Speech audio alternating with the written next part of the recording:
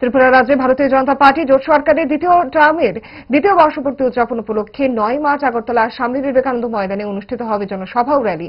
BJP দলের সর্বভারতীয় সভাপতি জেপি নাড্ডা থাকবেন এই সমাবেশে। বিজেপির প্রকাশ্য সমাবেশকে কেন্দ্র করে রাজ্যের বিভিন্ন মণ্ডল এবং বুথ স্তরে চলছে জোরদার প্রস্তুতি।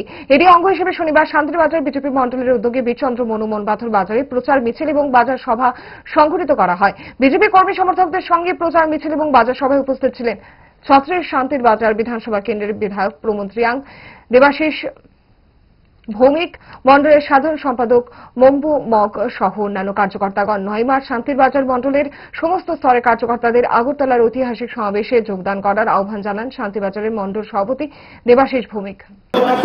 বলবো, কালকে আমাদের সর্বভারতীয় সভাপতি জেপি নাড্ডাজি আসছেন, মাননীয় মুখ্যমন্ত্রী থাকবেন, আরো অন্যান্য ত্রিপুরা রাজ্যের মাননীয় লিডারগণ থাকবেন।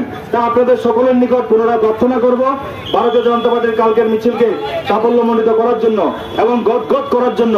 যে সিপিএম 4-5 হাজার লোক নিয়ে আগরতলা শহরে ছোট্ট একটা মিছিল করে দেখিয়েছিল, আমাদের দেখাতে হবে সেখানে 25,000-30,000 লোক সেখানে জমায়েত হয়েছে।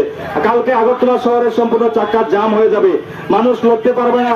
এই রকমের লোক জনসমাবেশ আমরা চাই। তা আপনাদের সকলের কাছে বিনম্র অনুরোধ, কালকে আমাদের যে গাড়ি দেওয়া থাকবে, আপনারা সকলে সেখানে আমাদের সাথে একসাথে আমরা আগরতলা আস্তাবলের উদ্দেশ্যে রওনা হব। কোন রকমে নাকে মুখে গুজে সারা দিনের জন্য বেরিয়ে পড়া মোলেরা দোষ কি? তাই তারা 5 দশক ধরে গ্যাস, অম্বল ও পেটের সমস্যার একমাত্র সমাধান গ্যাস নয়।